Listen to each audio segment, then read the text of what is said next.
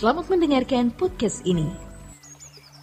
Mari kita bersama-sama membuka Alkitab kita dari Efesus pasal 3, saudaraku, ayat yang ke-8. Efesus pasal 3 ayat yang ke-8. Efesus 3 ayat 8. Kepadaku yang paling hina di antara segala orang kudus, telah dianugerahkan kasih karunia ini untuk memberitakan kepada orang-orang bukan Yahudi kekayaan Kristus yang tidak terduga itu.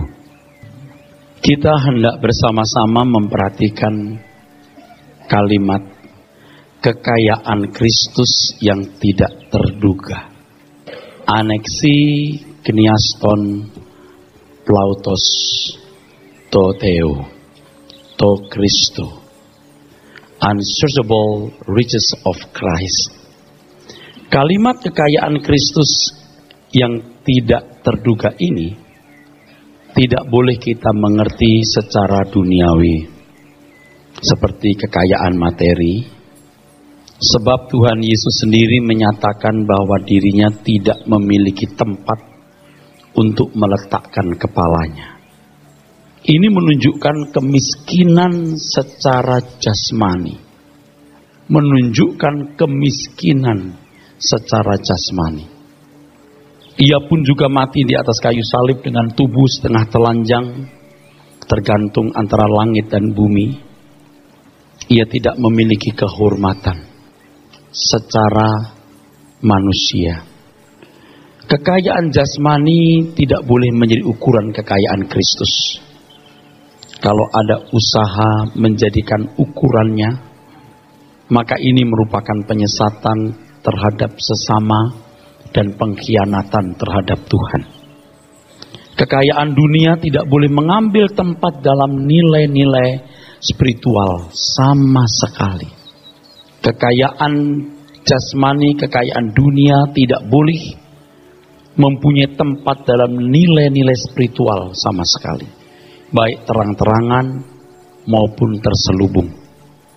Kekayaan Kristus yang tidak terduga juga tidak diukur oleh kehormatan manusia atau segala sesuatu yang dianggap sebagai nilai lebih.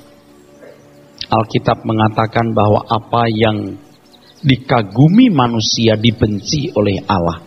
Lukas 16 ayat 15. Tuhan Yesus lahir dari perawan Maria yang masih berstatus tunangan. Ini bisa menimbulkan fitnah keji seperti yang sekarang dilansir oleh beberapa buku yang menghina Tuhan Yesus. Seakan-akan kehamilan Maria hasil hubungan gelap. Tuhan Yesus hanya anak tukang kayu. Matinya pun di kayu salib dengan keji. Ia disamakan dengan penjahat berkaliber berat. Dan di mata manusia tidak ada keindahan sama sekali. Jadi kekayaan Kristus yang tidak terduga tersebut menunjukkan pengenalan akan Kristus, hikmat dan kebenarannya, menikmati damai sejahteranya, dan mencapai kesempurnaan karakter seperti Kristus. Itu ukurannya. Jadi jangan memiliki ukuran lain, saudaraku sekalian. Ya, ukurannya adalah ini, saudaraku. Yang pertama, ukurannya adalah pengenalan akan kehidupan Kristus, hikmat dan kebenarannya, atau apa yang diajarkan Tuhan Yesus. Yang ketiga, damai sejahtera. Yang keempat, karakter seperti Kristus. Kekayaan Kristus meliputi 3 hal ini, saudara. Kekayaan Kristus pada dasarnya adalah berkat keselamatan, yaitu hasil usaha Tuhan mengembalikan manusia kepada rancangannya. Dengan demikian orang yang memiliki kekayaan Kristus adalah orang-orang yang diubahkan hidupnya sehingga maksud keselamatan itu tercapai. Dan saya akan terus mengingatkan kepada saudara pengertian keselamatan itu. Keselamatan adalah usaha Tuhan mengembalikan manusia kepada rancangannya. Jadi kekayaan Kristus pada dasarnya adalah berkat keselamatan, yaitu mengalami hasil dari usaha Tuhan mengembalikan manusia kepada rancangannya tersebut. Dengan demikian orang yang memiliki kekayaan Kristus adalah orang-orang yang diubahkan hidupnya sehingga maksud keselamatan itu tercapai. Dan kalau seseorang memiliki hal-hal ini, saudaraku sekalian, pasti ada perubahan secara signifikan. Cara memandang dunia ini berubah. Cara memandang hiburan dunia, kekayaan, pasangan hidup, lawan jenis, karir, studi, masalah, kehormatan, ketidakadilan, dan lain sebagainya. Jadi keselamatan itu dinyatakan dalam perubahan gaya hidup, dan ini merupakan anugerah yang tidak bisa diberikan oleh siapapun. Sebab keselamatan hanya ada di dalam Yesus Kristus. Katakan amin. Kisah Rasul pasal 4 ayat 12, karena ayat ini cukup penting untuk dibaca. Kisah Rasul 4 ayat yang ke-12. Dan keselamatan tidak ada di dalam siapapun juga selain di dalam Dia. Sebab di bawah kolong langit ini tidak ada nama lain yang diberikan kepada manusia yang olehnya kita dapat diselamatkan. Mari coba ulangi ayat itu dibaca. Perhatikan. Dan keselamatan tidak ada di dalam siapapun juga selain di dalam Dia. Sebab di bawah kolong langit ini tidak ada nama lain yang diberikan kepada manusia yang olehnya kita dapat diselamatkan. Jadi kalau seseorang memiliki kekayaan Kristus, akan ditandai dengan sikap hatinya yang diubahkan. Sikap hati yang diubahkan akan nampak dari seluruh gaya hidup yang diubahkan secara signifikan. Dan perubahan tersebut akan bisa membuktikan bahwa Tuhan Yesus benar-benar hidup, Anak Allah yang menyelamatkan. Oleh sebab itu, saudaraku sekalian, jangan disia-siakan hal ini. Kalau saudara tidak mengalami perubahan yang signifikan, harus jujur, apakah betul-betul kita memahami kekayaan Kristus yang tidak terduga? Mengapa Paulus menyebut bahwa kekayaan Kristus berkategori tidak terduga? Kata tidak terduga dalam teks aslinya, aneksi keniaston, yang juga bisa berarti untraceable, tidak dapat diusut, unsearchable, tak terselidiki, atau past finding out, melampaui apa yang dapat diketahui. Kata itu sendiri sebenarnya menarik sekali, saudaraku sekalian. Dan saya mencoba untuk memahami dari jam ke jam. Saya coba melihat kamus, dan tidak ada penjelasan yang lain kecuali apa yang sebentar hendak saya jelaskan kepada saudara. Kata ini hendak menunjukkan bahwa kekayaan Kristus itu sesuatu yang tidak mudah dipahami, tidak mudah dimengerti, tidak gampang untuk dialami, dan sukar untuk dimiliki, dan nilainya tak terbatas. Saya ulangi, saudaraku. Kata aneksi keniaston, yang bisa berarti tak dapat diusut, tak terselidiki, atau melampaui apa yang dapat diketahui. Hal ini menunjukkan bahwa kekayaan Kristus sesuatu yang tidak mudah dipahami, tidak mudah dimengerti, tidak gampang untuk dimiliki, sukar dialami, dan nilainya tidak terbatas. Kekayaan Kristus tersebut harganya sangat mahal. Karena hal ini maka Tuhan Yesus berkata bahwa kalau mau ikut Tuhan Yesus harus menghitung dulu anggarannya. Berapa budgetmu? Ya. Kalau budgetmu kecil mendingan jangan beli deh. Kalau saudara belanja sesuatu barang, ya, misalnya satu jenis barang A. Ini banyak produk buatan Jerman ada, Jepang ada, condet ada. Lalu pedagang berkata, "You punya budget berapa?" Kalau yang lokal ya 5-6 juta dapat. Kalau Taiwan ada 15 juta. Kalau Jerman lebih mahal lagi. You punya uang berapa? Baru dikasih harga 5-6 juta, si pembeli berkata, Wah, mahal bener. Ya udah kalau begitu, ya udah. Lalu pembeli berkata, kalau yang Jerman jangan ngomong deh, hitung dulu anggarannya.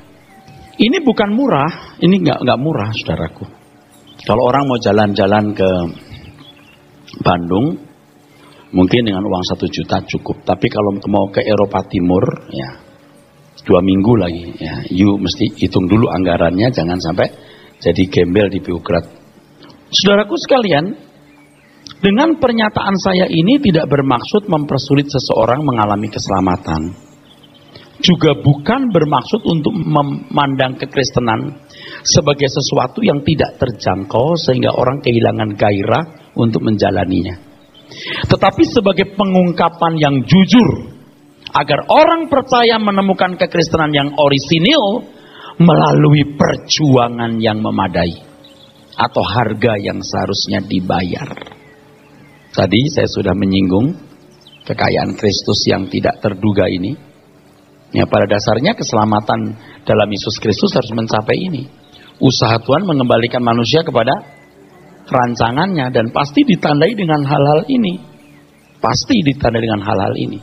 Dan kalau orang betul-betul memiliki keselamatan itu signifikan sekali. Pengenalan akan kehidupan Kristus, hikmat dan kebenarannya, Injil itu menyelamatkan. Di sini damai sejahtera, suasana hatinya tidak ditopang oleh kekayaan dunia. Karakter seperti Kristus, kesempurnaan. Dan ini mahal harganya. Jadi kalau orang merasa telah mengerti, mengalami, bahkan memiliki kekayaan Kristus dengan mudah, berarti ia memperoleh sesuatu yang palsu, fantasi. Seperti yang kita saksikan hari ini, banyak orang dari jemaat awam sampai pembicara di mimbar gereja merasa bahwa mereka telah menemukan kekayaan Kristus. Padahal mungkin hanya menemukan sepotong kecil dari bongkahan besar kekayaan Kristus yang tidak terduga tadi. Dan yang paling menyedihkan, kalau mereka merasa sudah punya hubungan dengan Tuhan istimewa karena punya jam doa panjang atau karena telah mengalami suatu mujizat yang luar biasa. Dan itu jadi ukuran bahwa dirinya telah memiliki kekayaan Kristus. Lebih bodoh lagi, saya beritahu. Kalau orang merasa bahwa dirinya telah mengenal kekayaan Kristus hanya karena menjadi orang terhormat di mata manusia, diberkati secara finansial, wah ini lebih konyol lagi, saudaraku. Karena dia merasa kalau sudah diberkati seperti itu, dia sudah VIP di hadapan Tuhan. Orang-orang seperti ini pasti stagnasi dalam pertumbuhan iman yang murni. Kadang-kadang malah menjadi sombong rohani secara terselubung. Dan akhirnya pasti menyimpang dari kebenaran yang murni. Sebab keselamatan mereka pikir bisa dijalani dengan mudah. Ini penipuan. Dan sayangnya banyak orang yang tidak mau mengerti hal ini. Mereka mau mendapatkan barang orisinil yang terbaik dengan harga murah. Nonsense, saudaraku. Nonsense. Kenapa dikatakan tak terselidiki? Ya. Tak mudah diusut, melampaui apa yang bisa dimengerti, pasti bukan sesuatu yang sederhana. Nah, misalnya ya penipuan-penipuan yang terjadi selama ini, kalau orang sudah menyanyi, ya eksplosif, melompat-lompat, sudah merasa punya damai, menangis, ya damai mengalir, ya, udah merasa punya damai. Apakah semurah itu damai itu, saudaraku? Sudah punya rasa jadi orang baik, tidak terlibat skandal uang, skandal seks, skandal pembunuhan, udah punya karakter baik. Apa sebaik itu? Apakah sesederhana itu? Mengenal, mengalami dan memiliki kekayaan Kristus yang tidak terduga sama artinya dengan mengerjakan keselamatan. Paralel. Filipi 2 ayat 12. Mari kita baca. Filipi 2 ayat 12. Hai saudara-saudaraku yang kekasih, kamu senantiasa taat. Karena itu tetaplah kerjakan keselamatanmu dengan takut dan gentar, bukan saja seperti waktu aku masih hadir, tetapi terlebih pula sekarang waktu aku tidak hadir. Nah, keselamatan adalah usaha Tuhan mengembalikan manusia kepada rancangannya. Kalau kekayaan Kristus tak terduga, Ini juga bisa berarti tidak terbatas. Maka level yang bisa dicapai oleh orang yang menerima keselamatan dalam Yesus Kristus untuk kembali kepada rancangannya juga bisa tidak terbatas. Saya ulangi.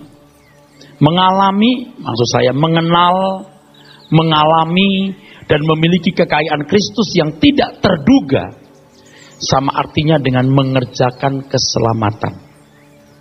Kalau keselamatan adalah usaha Tuhan mengembalikan manusia kepada rancangannya, kalau kekayaan Kristus tak terduga, juga bisa berarti tak terbatas. Maka level yang bisa dicapai oleh orang yang menerima keselamatan dalam Yesus Kristus untuk kembali kepada rancangan semula, juga tidak terbatas pula.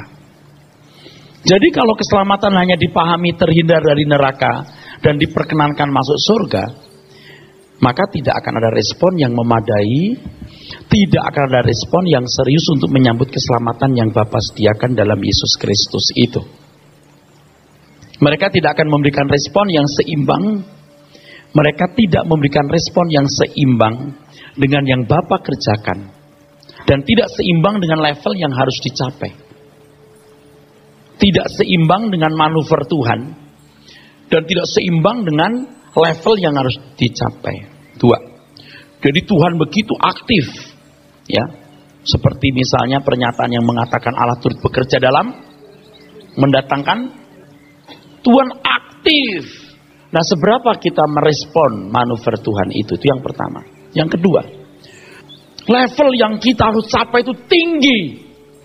Katakanlah jaraknya 1000 meter Surabaya.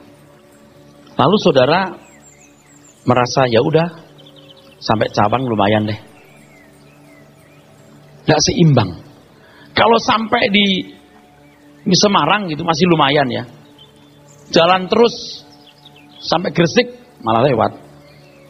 Kalau bisa. Mungkin kalau saya katakan Surabaya terlalu jauh ya. Oke, Bogor saja yang 70 kilo. Ya, dari sini. Lumayan lah.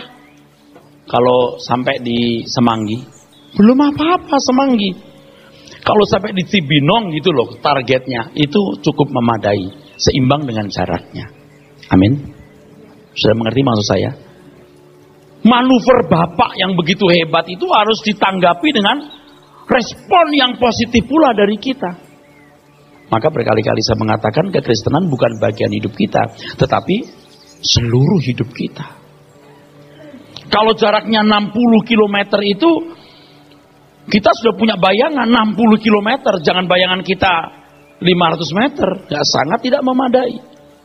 Kalau Tuhan mengajarkan agar orang percaya mengerjakan keselamatan dengan takut dan gentar,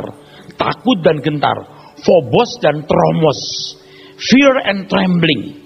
Artinya orang percaya harus mengerjakan dengan sangat serius, tidak main-main. Dengan keseriusan yang tinggi akan menghasilkan hasil yang memuaskan hati Bapa dan bisa mencapai level yang tinggi. Diharapkan sampai melayakkan kita untuk duduk bersama dengan Tuhan dalam kemuliaannya di kerajaannya nanti. Karena ketidakseimbangan antara manuver Tuhan yang hendak mengubah orang percaya dan orang percaya yang lamban menerima manuvernya, maka tidak ada hasil yang maksimal yang seharusnya dicapai orang percaya.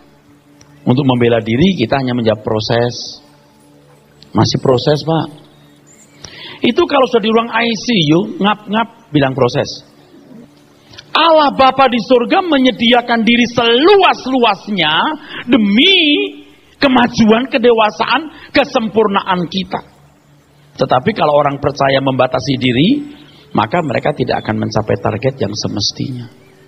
Dan waktu itu mahal sekali. Kalau hari ini kita punya banyak ya.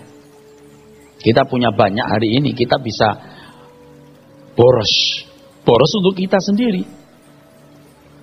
Tapi kalau mendekati saat-saat di mana hari hidup kita mau usai, wah kita baru tahu betapa mahalnya waktu itu. Tadi pagi ketika saya bangun, saya mulai berdoa. Saya berpikir, Tuhan, kalau ini hari terakhirku, aku mau mengerjakan sebaik-baiknya hariku ini. Dan besok pagi saya mau berdoa lagi, Tuhan, kalau ini hari terakhirku, aku mau hidup sebaik-baiknya. sebersih-bersihnya dalam segala hal. Dan saya tidak mau terikat dengan apapun. Nah, banyak orang takut menjadi kurang bahagia dalam hidup ini kalau menanggapi usaha Tuhan mengembalikan manusia kepada rancangannya tersebut. Mereka memilih menjadi orang Kristen kebanyakan, dalam tanda kutip Kristen kebanyakan, tanpa kerinduan untuk sungguh-sungguh mencapai target-target yang memuaskan hati Tuhan. Kalau mama nanya, tadi ulangan matematik berapa nak? 5 mam. Memang tidak keharap menyenangkan orang tua. Tapi kalau mau menyukakan hati orang tua yang telah bekerja keras demi studi anak itu, berapa ulangan matematiknya? 10. Saudara sayang Tuhan enggak? Saudara cinta Tuhan enggak? Seberapa Anda cinta? Anda menghitung enggak day by day setiap perkataan kita, setiap sikap kita? Hitung enggak? Dasarnya cuma satu, kalau orang mencintai Tuhan, itu beda dengan orang yang tidak mencintai Tuhan. Kalau saudara mati malam ini, kira-kira saudara siap nggak? Bener-bener siap nggak? Jangan bilang siap, Anda bohong nanti. Kalau dikatakan kekayaan Kristus itu tak dapat diusut, tak terselidiki, melampaui apa yang bisa dipahami, itu berarti luar biasa. Nggak mudah dicapai, nggak gampang dimiliki. Jadi kalau ada orang merasa sudah memiliki, mungkin salah. Banyak orang takut kurang bahagia. Mereka memilih menjadi orang Kristen kebanyakan tanpa kerinduan untuk menyukakan hati Tuhan. Orang-orang seperti ini menoleh ke belakang seperti istri Lot. Swear seperti istri Lot. Inilah orang-orang Kristen yang masih mencintai dunia dan tidak bersedia diungsikan dari kehancuran dunia ini. Mereka berpikir dengan menjadi Kristen apa adanya sudah cukup menyelamatkan. Toh semua juga karena anugerah katanya. Tanpa berbuat baik atau tanpa merespon anugerahnya, tanpa berbuat baik atau tanpa merespon, selamat. Kan konyol lagi, kan sudah ditentukan untuk selamat. Udah lebih konyol lagi saudaraku. Mengapa harus dengan cara sulit kalau bisa dengan cara mudah? Nah, cara berpikir yang salah ini memicu seseorang tidak menjadi serius mengimbangi manuver Tuhan, usaha Tuhan mengembalikan manusia kepada rancangannya. Dan banyak orang berkata, Pak, saya yang penting masuk surga aja. Jadi kalau dengar khotbah saya, dipikirnya saya sakit. Saya mau tunjukkan harga yang sebenarnya, saudara. Dan saya juga menjalaninya dengan sangat serius dan bergumul mati-matian. Ini tidak mudah, saudara.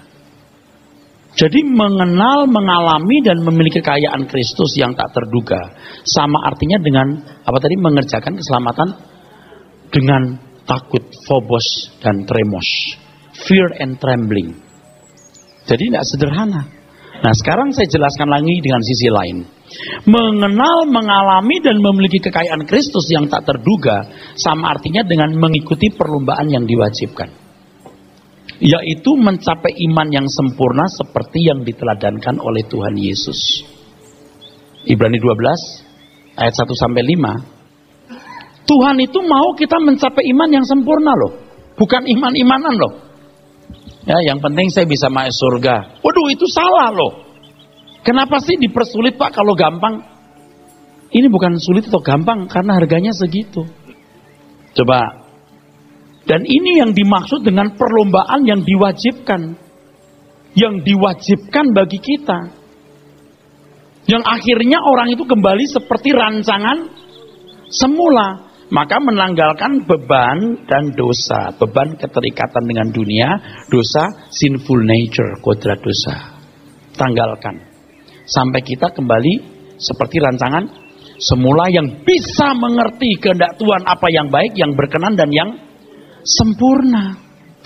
Saudara ingat, sebelum manusia jatuh dalam dosa, roh yang menguasai jiwa. Jiwa mengendalikan seluruh hidup. Kejatuhan manusia hidup di bawah kutuk dosa, mati. Maka dikatakan dalam firman Tuhan, kamu dulu mati. Apanya yang mati? Roh tidak bisa menguasai jiwa. Lalu apa yang menguasai jiwa? Ya apa yang masuk lewat mata dan telinga. Kalau budayanya bagus, bagus juga jiwanya. Dan banyak orang-orang non-Kristen yang perbuatannya baik, bisa bernilai menakjubkan, bahkan bisa mendapat acungan jempol. Berapa jempol? 2 jempol. Saking baiknya. Tapi ini masih berkategori hidup dalam daging, karena bukan nismat kaim yang menguasai jiwa. Ini tidak mungkin berkenan kepada Allah, sebaik apapun dia. Masuk perjanjian baru, wah itu pakai ukuran yang baru. Apa? You must be perfect as just your Father in heaven is perfect. Kamu harus sempurna seperti Bapa di surga sempurna. Bisa, kenapa? Karena ini dari Allah. Kita disebut anak Allah itu bukan sekedar status. Memang faktanya ini kita anak Allah. Dilahirkan oleh Allah. Tubuhnya dari bumi, rohnya dari Allah. Dari Allah.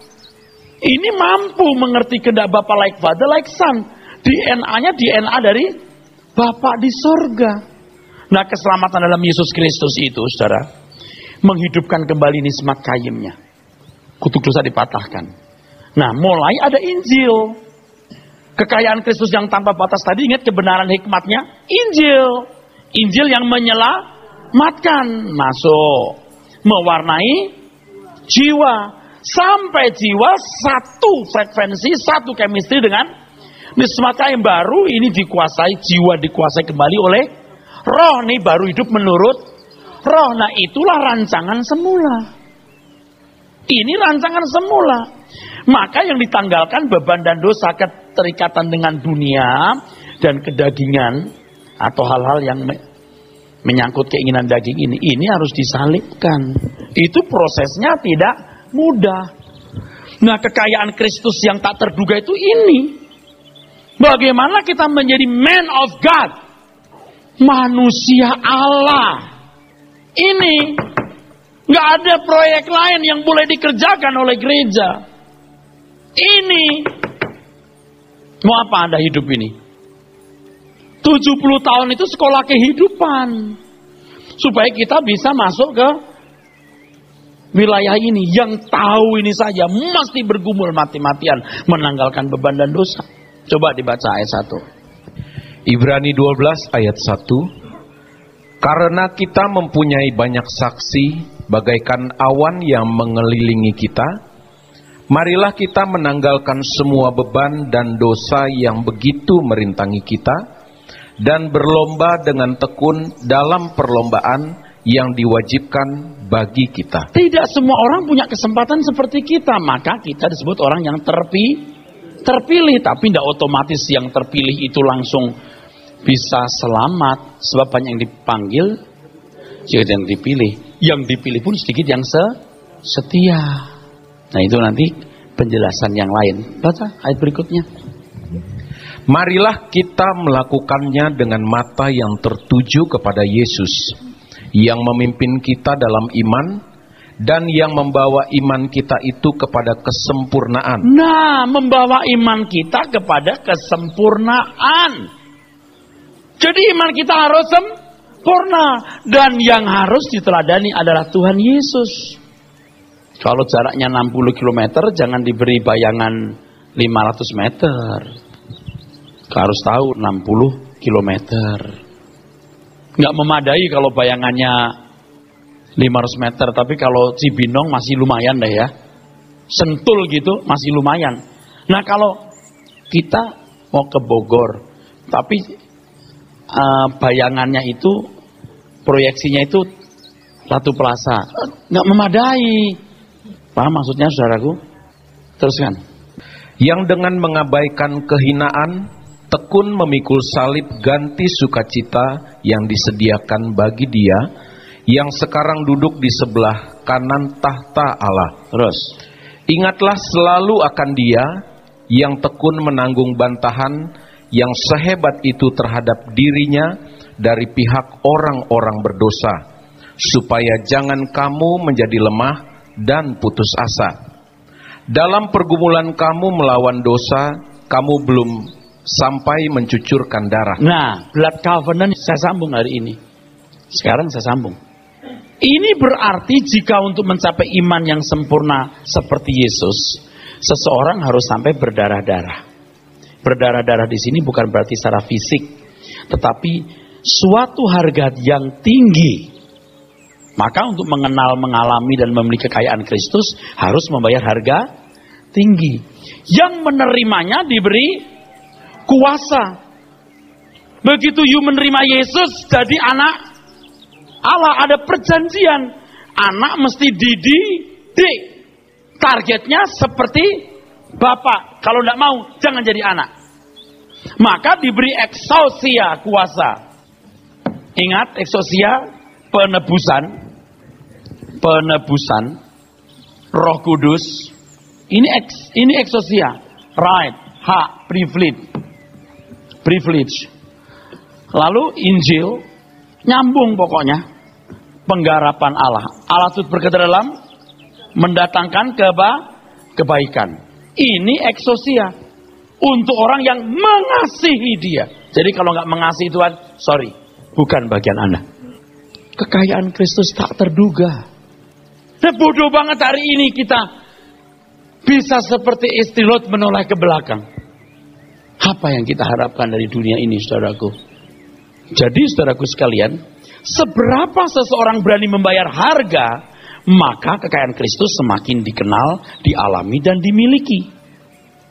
Dengan demikian, seberapa seseorang memiliki kekayaan Kristus tergantung dari seberapa rela dia mengorbankan diri, seberapa rela dia berani membayar. Kalau seseorang tidak memiliki niat untuk mencapai target yang dikehendaki oleh Tuhan, yaitu sempurna seperti Bapa, maka ia tidak akan berani mempertaruhkan segenap hidupnya untuk sebuah target. Ia menjadi orang Kristen kebanyakan.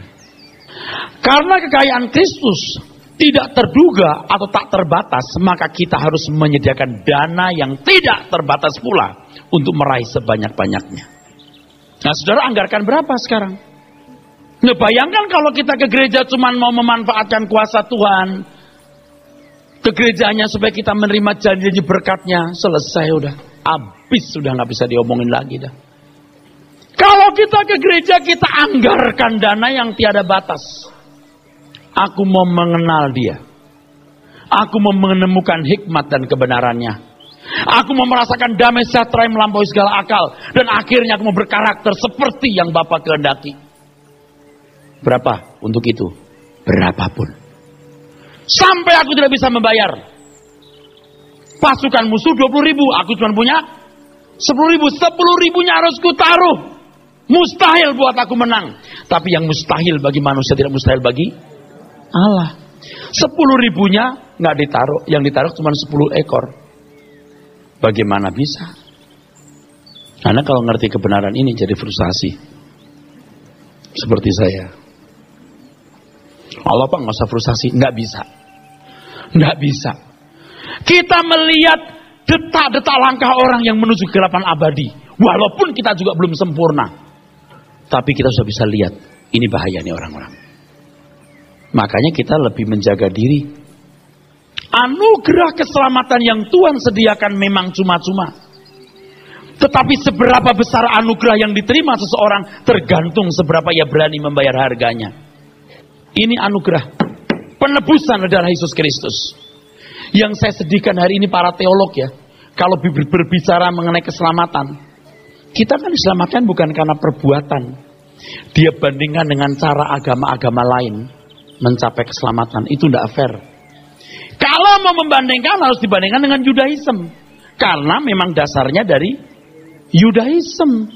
Jangan di-compare dengan agama lain. Ngawur jadinya. Itu lihat agama lain tuh. Mencari keselamatan dari perbuatan sendiri. Jangan menghubungkan, meng-compare dengan agama lain. Memang mereka tidak tahu apa yang mereka perbuat. Compare dengan agama Yahudi, Yudaism.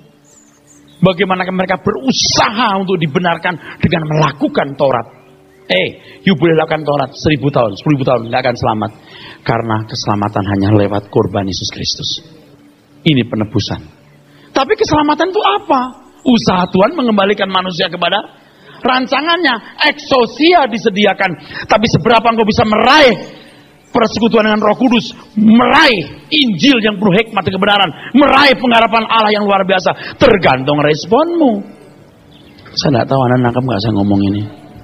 Saya diam-diam baca buku ini, buku-buku doktrin. Kenapa ya mengcompare sola gratia, ya, only by grace dengan agama lain? Ya bisa malah ngawur kita, sesat nanti ngajarnya. Nggak akurat dong. Compare lah dengan orang-orang Yahudi yang memang konteksnya begitu. Kalau orang Yahudi itu berusaha mendapatkan pembenaran dari perbuatan baik sesuai dengan Taurat. Nggak bisa. Darah domba nggak bisa menyucikan, kok harus lewat darah Yesus. Tetapi harus tahu keselamatan itu apa? Usaha Tuhan mengembalikan manusia kepada rancangannya. Kalau cuma baik orang-orang Yahudi, banyak yang baik. Jangankan orang Yahudi, filosofi Cina dan kejawen juga bagus-bagus. 2 jempol. Tetapi Tuhan mau kamu bukan terima 2 jempol manusia, 1 jempol Allah.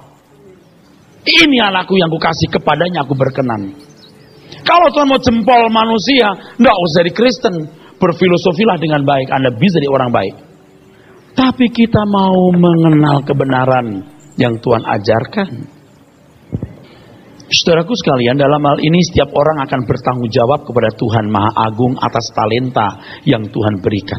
Nah, bicara soal talenta, orang pikir bakat kan? Salah, keliru bener saudara. Salah itu.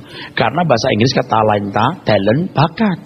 Talenta itu sebenarnya potensi dan segala kemungkinan orang percaya mengembangkan kodrat ilahi di dalam dirinya. Nanti orang menghadap Tuhan bukan berkata, Tuhan, aku itu dari main gitar sampai bisa main bass, main drum. Tuhan gak tanya itu.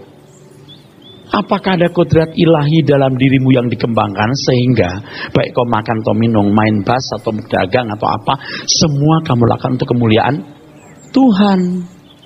Anda masih bersama saya?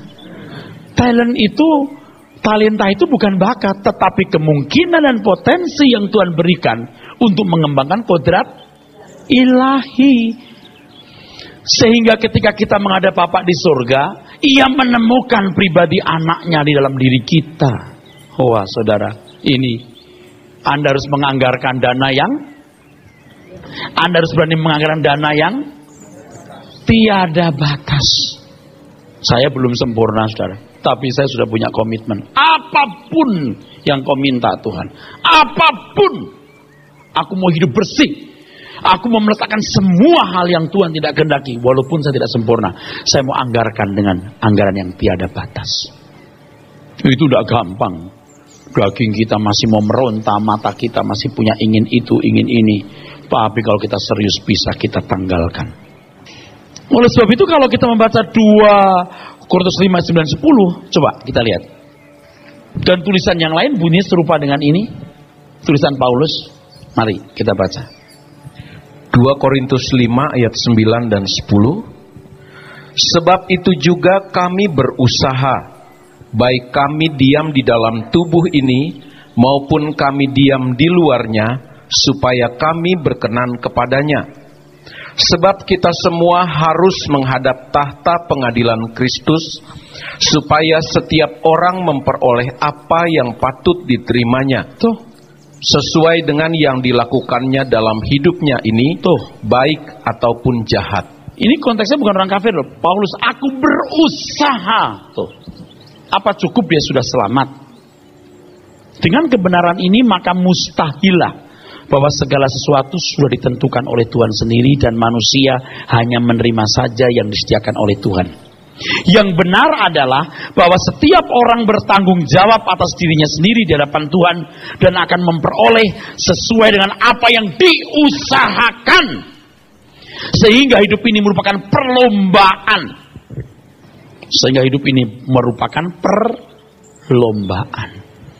Jadi bukan hanya surga atau neraka. Saudara mau surga atau neraka? Surga, amin. Pasti surga kan? Anggarkan tiada batas. Saya mau surga Pak, tapi surga aja. Oh enggak ada paket murah. Di situ paketnya sempurna seperti Bapak. Pak jangan terlalu mahal lah Pak. Enggak ada jalan lain. Tuhan mengajarnya begitu.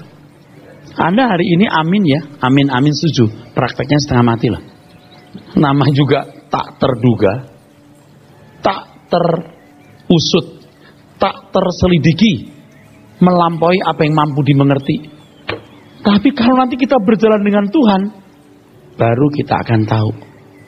Dalam tulisan saya ini, saya tulis juga di sini, tidak cukup mendengar khotbah, tapi harus berjalan dengan Tuhan setiap hari sampai dia mengerti maksudnya kekayaan Kristus tanpa tak terduga, baru tahu. Lalu ketika menemukan itu, and all things that surround me become shadow in the light of you. Semua menjadi pudar keindahannya. Kalau belum pudar, tidak bisa mengerti. Kita gebukin juga tidak mau, tidak bisa ngerti. Ketika seseorang mulai mengecap kekayaan Kristus karena dia berkata, aku anggarkan tanpa batas, maka kekayaan dunia menjadi tidak semanis sebelumnya. Dan itu pasti sudah dialami oleh beberapa saudara. Saya sudah mengalami. Dalam pertumbuhannya, ketika seseorang semakin menikmati kekayaan Kristus, maka ia akan sampai titik di mana kekayaan dunia menjadi tidak manis sama sekali bagi dirinya, tapi manis bagi Tuhan. Kalau lidah saudara masih bisa mengecap manisnya kekayaan Anda, kehormatan Anda mengkhianati Tuhan. Kehormatanmu, pangkatmu, gelarmu, kekayaanmu harus manis di lidah Tuhan. Manis bagi Tuhan artinya Tuhan memandang bahwa dengan tulus hati kita mempersembahkan hidup untuk kepentingannya tanpa batas. Nanti Anda akan menikmati kekayaan Kristus tanpa batas. Berapa berani membayar harganya? Seberapa Anda bayar, sebanyak itu Anda terima. Kekayaan Kristus seperti sebuah tambang yang terbuka untuk umum tanpa diskriminatif. Tidak pendeta, tidak jemaat, sama. Barang siapa menggali dengan tekun akan memperoleh emas dan berbagai mineral yang berharga di dalamnya atau dari dalamnya. Menggali dengan tekun itulah harganya. Masing-masing harus membayar harganya. Seiring dengan jumlah pembayaran yang diberikan atau ketekunannya menggali, maka sebanyak itulah kekayaan Kristus yang diperoleh. Tambang kekayaan Tuhan tidak terbatas. Tuhan menghendaki kita menggunakan kesempatan ini sebaik-baiknya. Setiap potensi harus digunakan untuk meraih kekayaan Kristus yang tidak terduga. Setiap menit-menit kita. Jadi kadang-kadang kalau saya sudah nonton tontonan yang gak patut, yang gak memberkati, mendingan saya tidur atau gak usah. Bisa lo nonton, gak baca Alkitab. Bisa lo nonton, gak berdoa. Lalu mau masuk surga. Gak ngerti saya. Kalau jalan-jalan beli baju berjam-jam. Kalau kita doa enggak pernah. Kenapa kita enggak meditasi? Kita berhak menghadap Tuhan. Betapa berharganya waktu kita berlutut di kaki Tuhan itu. Karena kita mau menjadi seperti orang Kristen kebanyakan, bahaya. Setiap potensi harus digunakan meraih kekayaan Kristus yang tidak terduga itu. Dengan ketekunan yang konstan, maka seseorang akan menjadi kagum terhadap pengenalan akan Kristus, kagum akan hikmat dan kebenarannya, kagum akan damai sejahtera dan perubahan karakter seperti yang Kristus ajarkan dan bisa kita raih dalamnya. Inilah kemajuan iman yang sesungguhnya. Saya bukan orang munafik yang mengatakan bahwa nilai saya sudah 9. Belum. Tapi saya mengajak saudara-saudara untuk mengisi hari hidup kita masuk wilayah ini. Hal ini tidak bisa diajarkan melalui khotbah, firman Tuhan semata-mata. Tidak cukup. Harus memang diajarkan, tetapi tidak cukup. Mutlak diajarkan, tapi nggak cukup. Pengalaman bersama dengan Tuhan Yesus harus dialami secara langsung. Untuk aplikasi konkretnya, kalau seseorang sungguh-sungguh mau mengalami kekayaan Kristus yang tak terduga itu, harus membenahi diri dalam segala aspek.